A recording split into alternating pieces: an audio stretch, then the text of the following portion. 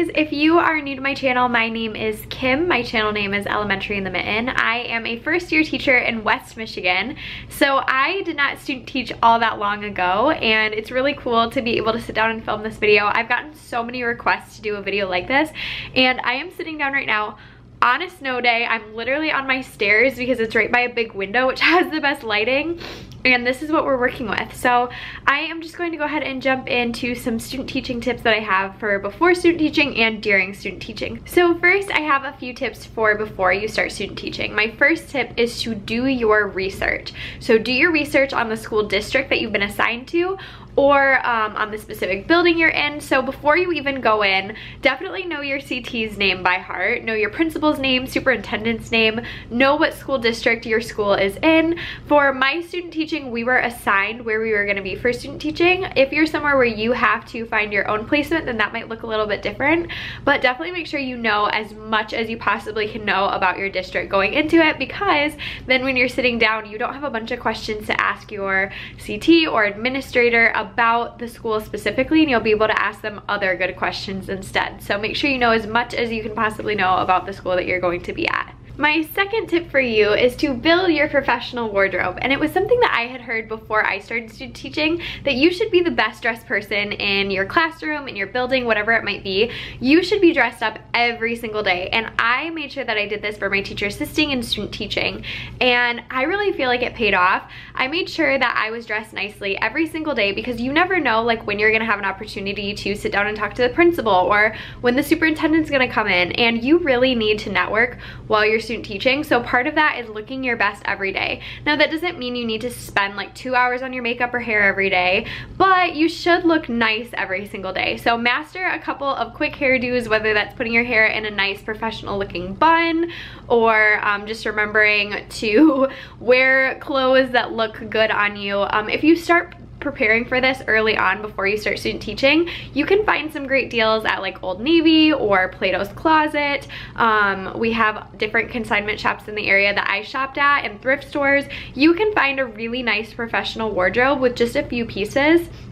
So what I did was I bought a bunch of pixie pants. So I have pixie pants in like basically every color, mostly neutrals though. And then I also got like neutral colored blouses. So that way I could pair them together, and I might only be using like 6 to 8 pieces, and I could just wear them with different things all week. So I would definitely suggest going down that route, but make sure you're ready for it ahead of time. You don't want to get to your student teaching placement and realize that you only have one professional outfit and then be scrambling to find something for the next day. If you're going to be there every single day, you need to have like at least 5 outfits that you can kind of mix and match together, because you're gonna be there every day. So make sure you are dressed nicely and professionally every day. You wanna put your best foot forward, and people will judge you if you come in and you're wearing like leggings and like a, you know, regular t-shirt every day. Then people are gonna judge you and assume that you don't know how to dress yourself yet, and that will reflect poorly on you. And my third piece of advice for before you start student teaching, I think this is the one that the most people need to hear, and you might not want to hear it, but it's to clean up your social media. Now, I've been in both spots. I've been a student teacher and a teacher assistant, and I've been now a first-year teacher, and I will say I have had students come into my room from local colleges, and one of the first things I do is I look them up on Facebook. That's just our human nature, is we want to know a little bit about this person before we let them around our children.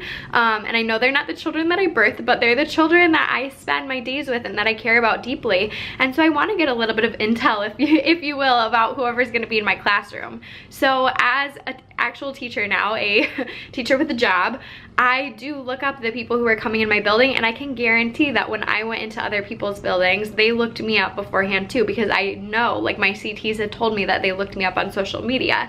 So you will be looked up. Both of my CTs knew that I had a YouTube channel, for example, because they had looked me up.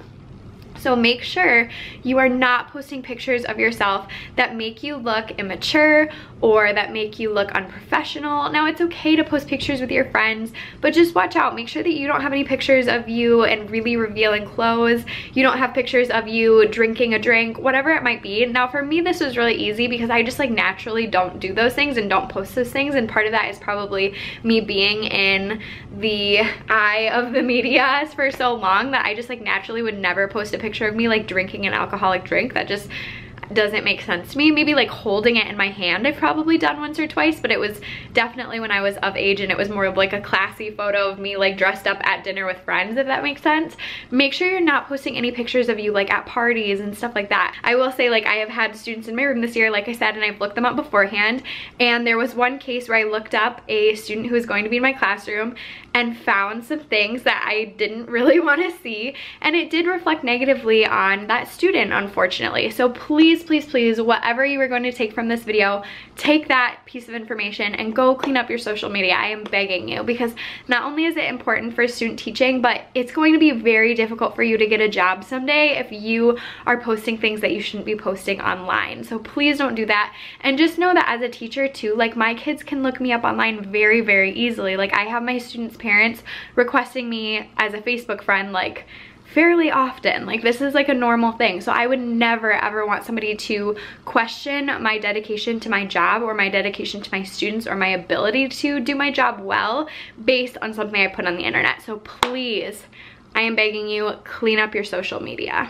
Now that we got those 3 things out of the way, we can focus on some things to do during student teaching. So my first piece of advice to you is to make a really good first impression. So go in on your first day, even if you're nervous, have a big smile plastered on your face.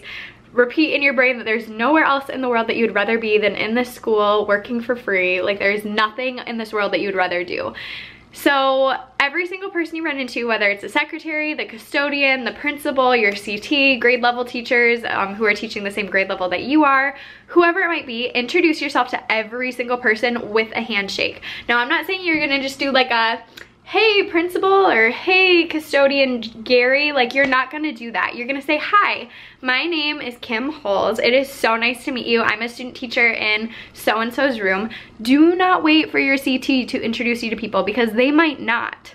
Some CTs are really shy and reserved, or maybe don't know everybody in their building, or they just assume that you should be taking the initiative to make that presence for yourself. So introduce yourself to everyone with a handshake and a smile, and don't stop smiling. Just be happy the whole time. Do your best to be happy, even though it's nerve-wracking. I know. You can do it though. Going along with that, your job is to fake it until you make it. So even if you're feeling nervous or not feeling very confident about something, don't say, like, if your CT comes over and says, hey, will you read the read aloud book today? You're not going to say, no, I won't. You're gonna say, yes. Oh my gosh, that sounds like the best thing in the whole entire world. I would love to do that. And they're gonna hand you the book, and guess what? You're not gonna just read that book. You're gonna read it with voices. You might stand up. You might like creep close to the kids and like whisper some of the words. Like, you're gonna get into it. Like, whatever you do, fake it till you make it. Try to be the best teacher you can possibly be. Model yourself after all of the cool things that you've seen done in classrooms or you've seen on Instagram or Pinterest. Like, just fake it till you make it. Be the most confident version of yourself, because seriously guys, you might not feel confident in that moment, but you are going to build that confidence by faking it for a little while. My next piece of advice is to be as organized as you possibly can. So I would advise having like a binder for all of your things for student teaching. Make copies of every single thing that your CT like hands out or has. Like, literally make copies of everything. Check out their TPT, see what they have going on there, see some things that you might want to use. Like, literally check into everything, because you might think that you're not going to end up in the same grade level. You might be in kindergarten and say, nope, I am going to be a 5th grade teacher. But guess what? There are not always jobs in 5th grade. You might end up being a different grade than you think you're going to be. So I student taught in 1st grade, and I really thought I would end up in 1st grade, and I ended up in 4th grade. But I did my teacher assisting in 4th grade, which is like half of student teaching for my school at least. So instead of being there for like a full day, you're there for like half days every day. And I was so glad I made copies of everything in teacher assisting, even though I thought I would never need it, because guess what? I did need it, and I use it all the time, and I'm like so grateful for that big binder full of resources, and you will be too. So seriously, make copies of everything. Also take pictures of literally everything. Anything that you're teaching, anything that your CT is teaching, whatever it might be, because you can use some of those things in a portfolio. I know for my portfolio, when I got my job, I had pictures even of like, okay, so I had pictures of me teaching lessons that I had asked my CT to take for me, but then I also had pictures of like the kids doing their work. That was like work that I assigned. I had pictures of them like holding up a picture that they drew for me, like all sorts of different things. I had so many pictures in my portfolio, and I also did an electronic portfolio versus like a paper like book portfolio. And when I came in, I had my resume. This was like for my actual interview for like the job that I got. I had my resume, and then I had like a bright piece of paper with a QR code that had a link to my electronic portfolio, and it was like on a Google Slides type thing. And I like stapled that to the top and then gave it to him and just said like, hey, I have an electronic portfolio, and I brought my laptop, and I just like showed it to them, and I'm like, you can access it anytime, just like use the QR code. And I got home from my interview, and immediately I like opened it up, and I could see that they were all looking at it, and they said that that was something I did that really stood apart from other not contestants, what's it called, other applicants.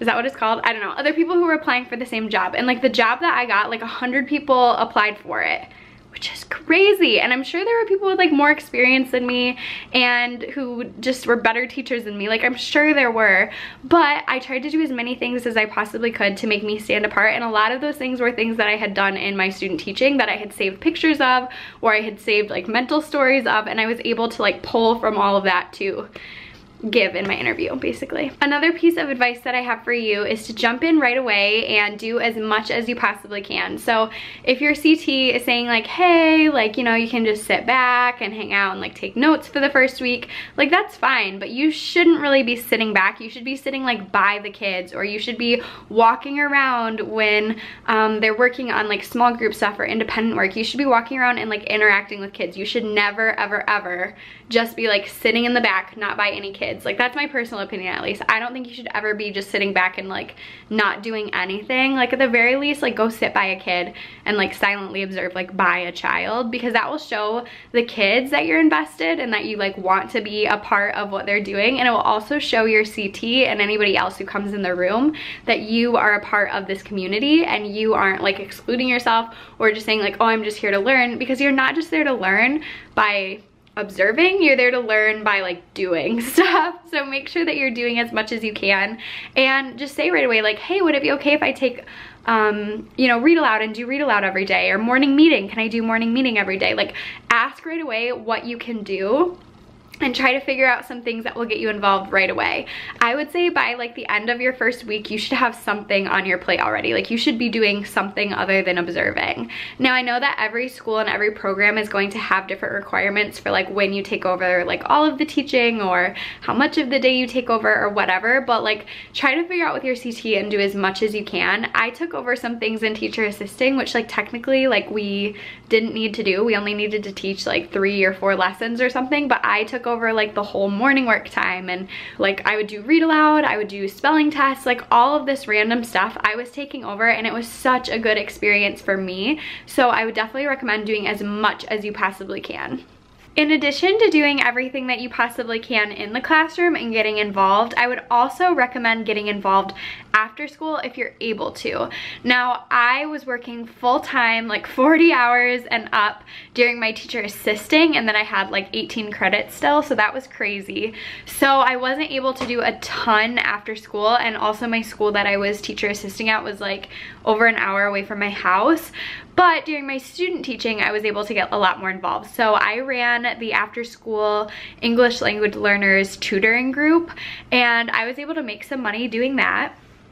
And also it showed the administrators in my building that I was willing to step up and help out in a place where they just needed some extra help, basically. So I would definitely recommend, if there's any like after school clubs that you could run, or even just like observe here and there or help out with. I also went to like Girls on the Run every so often, and I would go like run with those girls or walk with those girls. Even though I wasn't coaching that semester, I had coached previously.